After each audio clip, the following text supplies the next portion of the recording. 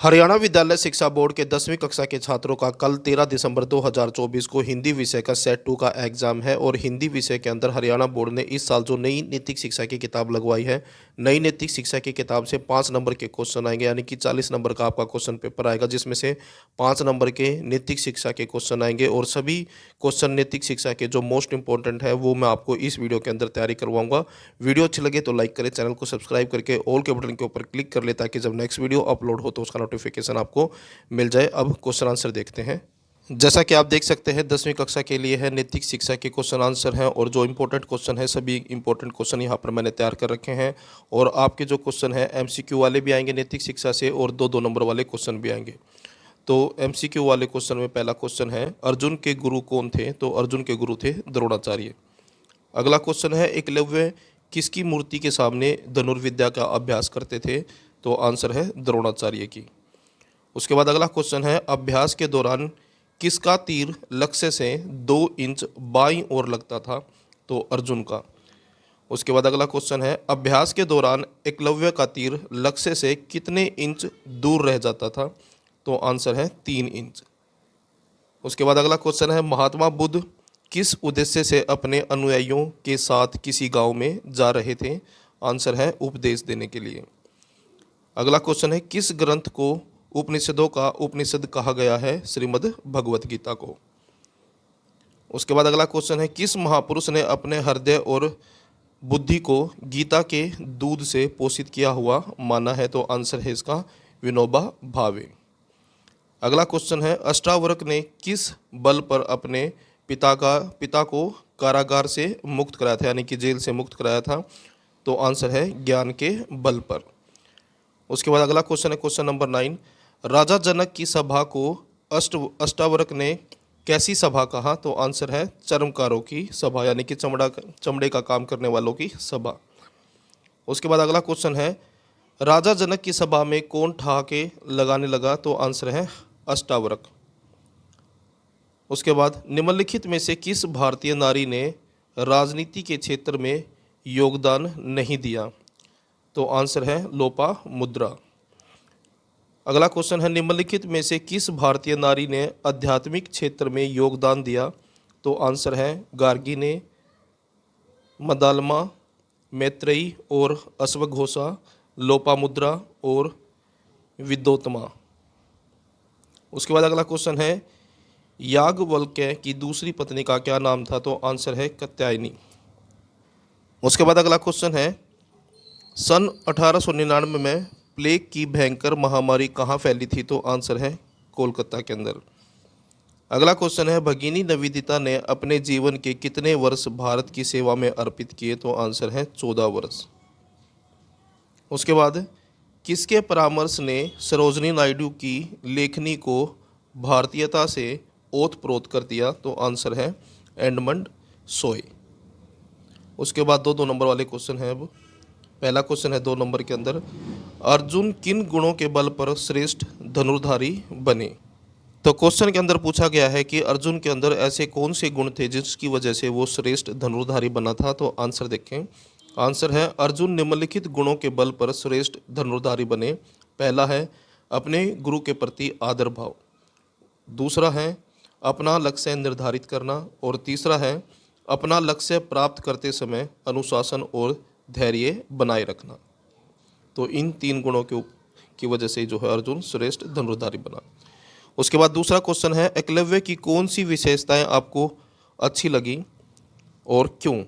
Answer देखें, मुझे एकलव्य की निम्नलिखित विशेषताएं अच्छी लगी। पहला है अपने उत्साह, साहस और आत्मविश्वास के बल पर संघर्ष करने का दृढ़ निश्चय। दूसरा है अपनी गलतियों को स्वयं ढूंढना। तीसरा है अपनी गलतियों का समाधान भी स्वयं ढूंढना, क्योंकि उसके पास गुरु नहीं था तो इसलिए उसको अपनी जो गलतियां हैं वो स्वयं ढूंढनी पड़ती थी और उनका समाधान भी स्वयं करना पड़ता था। उसके बाद स्वयं पर अनुशासन बनाए रखकर लक्ष्य प्राप्त करना और गुरु के प्रति अपार श्रद्धा। मुझे एकलव्य की ये विशेषताएं इसलिए अच्छी लगी क्योंकि इन्हीं के बल पर कोई भी साधारण व्यक्ति अपनी क्षमता का विकास कर महान बन सकता है। यानी कि जिस व्यक्ति के अंदर ये गुण होंगे, एक साधारण व्यक्ति भी जो है इन गुणों की वजह से जो है असाधारण व्यक्ति यानी कि अपना विकास करके महान व्यक्ति बन सकता है।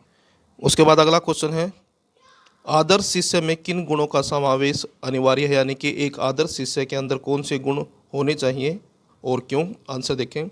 एक आदर्श शिष्य में निम्नलिखित गुणों का समावेश होना अनिवार्य है यानी कि जरूरी है।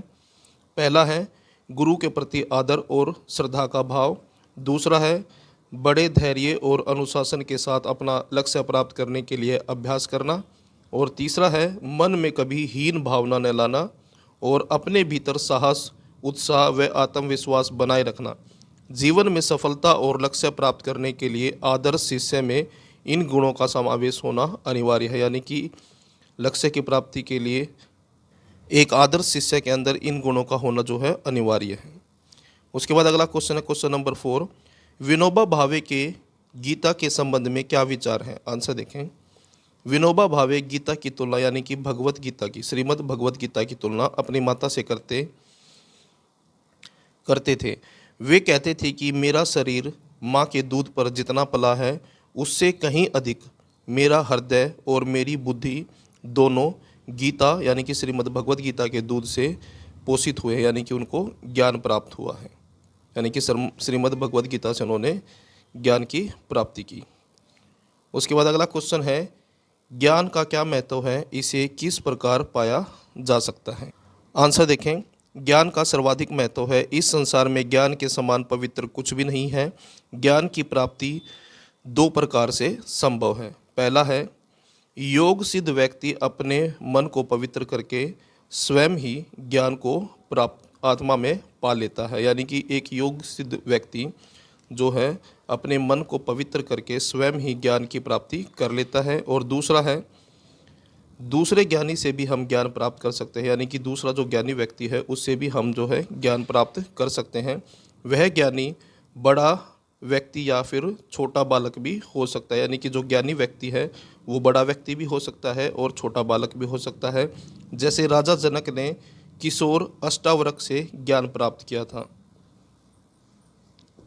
उसके बाद तीसरा है अष्टावक्र के अनुसार सुदीर्घ तप और ब्रह्मचर्य से भी ज्ञान की प्राप्ति होती है।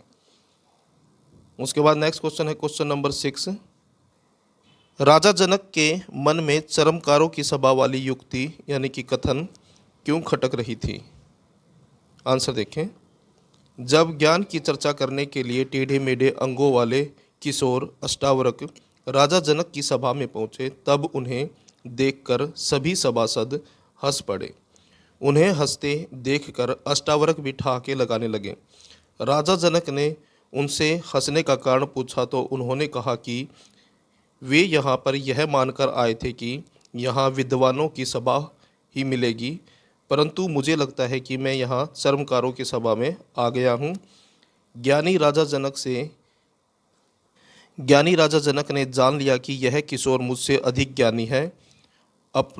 अपने से अधिक ज्ञानी अष्टावक्र से मिली प्रताड़ना के पश्चात ही और पश्चाताप की भावना के कारण राजा जनक के मन में चरमकारों की सभा वाली युक्ति यानी कि कथन खटक रही थी। तो यहाँ पर आंसर में ये बताया गया है कि जब अष्टावक्र राजा जनक की सभा में आते हैं ज्ञान का उपदेश देने के लिए तो सभी सभासद यानी कि जो राजा की सभा के जो सदस्य थे यानी कि मंत्रीगण वो उसे देखकर हंसने लगते हैं। तो अष्टावक्र भी उनको देखकर हंसने लगता है। जब राजा जनक ने ये पूछा कि आप क्यों हंस रहे हैं तो अष्टावक्र ने जवाब दिया कि मैं यहाँ पर ये सोचकर आया था कि यहाँ पर विद्वानों की सभा मिलेगी, लेकिन यहाँ पर तो सब जो है चरमकारों की सभा है। चरमकारों का मतलब होता है ऐसे व्यक्ति जो चमड़े का काम करते हैं।